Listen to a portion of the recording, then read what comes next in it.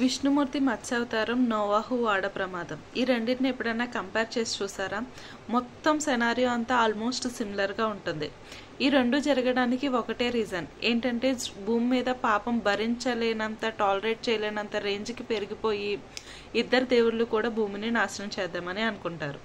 Continuation కోసం Vishnumurthy సత్యవ్రతుడిని, Jesus నోవాహుని select చేసుకుని ఇద్దరు కూడా నౌకను రెడీ చేయమని చెప్తారు. అలాగే వాళ్ళకి రిక్వైర్డ్ ఉన్న వాటిని ఆ నౌక ద్వారా కాపాడి, నౌకలో ఉన్న వాళ్ళు కాకుండా మిగిలిన భూప్రపంచం మొత్తాన్ని కూడా ఇద్దరు కూడా జలప్రలయం సృష్టించి నాశనం చేసేస్తారు. రెండు గ్రంథాల్లో కూడా ఇంతటి మహా విపత్తు ముందు కానీ దాని తర్వాత కానీ ఎప్పుడు కూడా ఉండదు.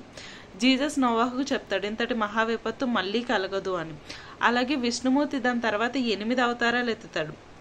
అవన్నీ కూడా వార్నింగ్ బెల్సే తప్ప భూమి అంతా నాశనం అయిపోయేంత విపత్తులు ఎప్పుడు ఉండవు. ఫర్ ఎగ్జాంపుల్ నరసింహ అవతారం, హిరణ్యకశిపుడు వాళ్ళ సైన్యం, రామ అవతారం, రావణాసురుడు లంకారాజ్యం, అలాగే కృష్ణ అవతారం, పాండవులు కౌరవులు వాళ్ళకి సపోర్ట్ చేసే వాళ్ళు మాత్రమే నాశనం అవుతారు తప్ప ఆ విధంగా భూమి అంతా నాశనం అయిపోయేంత విధ్వంసం అయితే మళ్ళీ ఎప్పుడు జరగలేదు.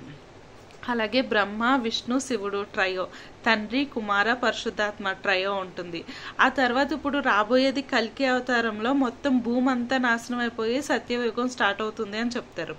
అలాగే జీసస్ రెండో రాకడలో కూడా బ్రతుకున్న వాళ్ళు, చనిపోయిన వాళ్ళు మొత్తం అందరూ ఎత్తబడతారు, అంటే కంప్లీట్గా అయిపోతుంది అనేసి చెప్తారు. అలాగే రెండాటిల్లో కూడా మంచికి చెడుకి మధ్యలోనే ఎప్పుడు యుద్ధం జరుగుతుంటుంది. అలాగే రెండు గ్రంథాలు కూడా మనిషిని మనిషిలాగా మంచిగా బ్రతకమని చెప్తారు.